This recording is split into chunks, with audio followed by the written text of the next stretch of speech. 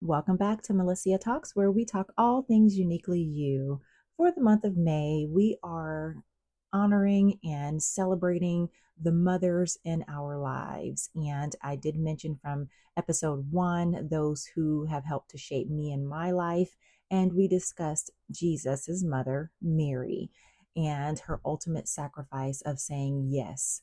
And when it comes to today's episode, I do first want to say that every day is Mother's Day. My grandmother, as mentioned in episode 1, Mother Etherine Polite, would always say, every day is Mother's Day and every day is a birthday.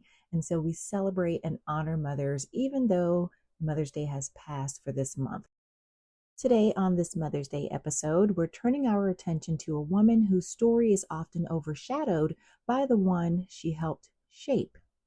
A woman whose journey through grief, resilience, and redemption reveals the heart of God towards mothers, whether they are biological mothers, adoptive mothers, spiritual, and or even chosen mothers. Today we honor Naomi. Her story is found in the book of Ruth, and it speaks to every mother who has ever loved deeply, lost painfully, or wondered whether God still sees her. Naomi's story begins with heartbreak. We know in Ruth chapter 1, it tells us that Naomi and her husband Elimelech and their two sons left Bethlehem during a famine and moved to Moab, but tragedy struck unfortunately. We do know her husband Elimelech and her two sons did pass away tragically, and Naomi was left with only her two daughters-in-law, Ruth and Orpah.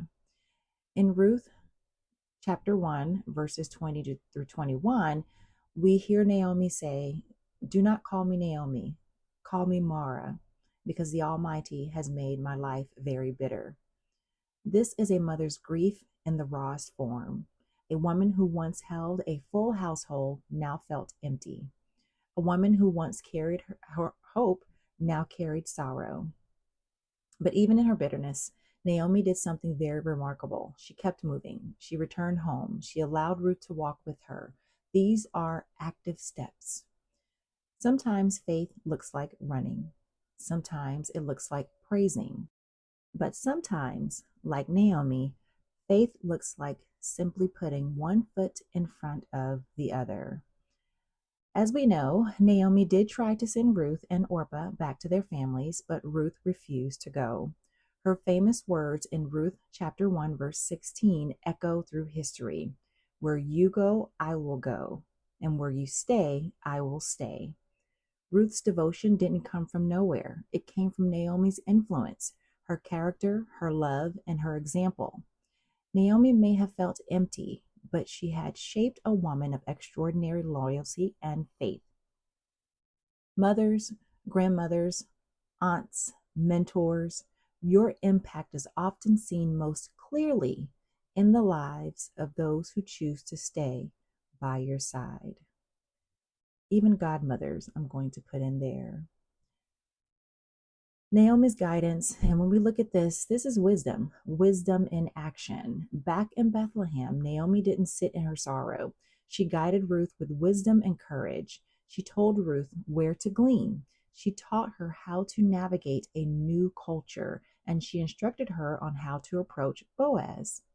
Naomi stepped back into her role as a mother, not through biology, but through love and mentorship. In Ruth chapter 3, verse 1, Naomi says, "My daughter, should I not seek rest for you, that it may be well with you?" Even in her pain, Naomi wanted Ruth to flourish.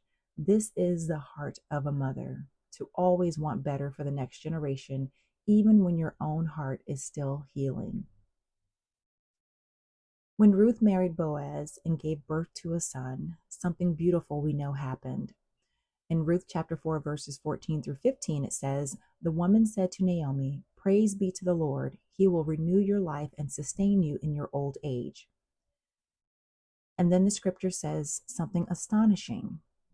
"Then Naomi took the child, laid him in her lap, and cared for him. The women of the town declared, 'A son has been born to Naomi, not biologically, but spiritually, emotionally, and relationally.'" God restored Naomi's joy through the next generation. He filled her arms again, her heart again, and even her future. And that child, Obed, became the grandfather of King David, a part of the lineage of Jesus Christ. Naomi, a grieving mother, became a cornerstone in the story of redemption. In Naomi's story, it reminds us that some mothers raise children they didn't birth, some mothers guide through wisdom, not genetics, some mothers love through grief, loss, and transition, and some mothers feel empty, but God is not finished writing their story. Mother's Day is just not for those with biological children. It is for every woman who has nurtured, guided, protected, prayed, and or even poured into someone else. And the story of Naomi shows us that motherhood is not defined by biology. It is defined by love.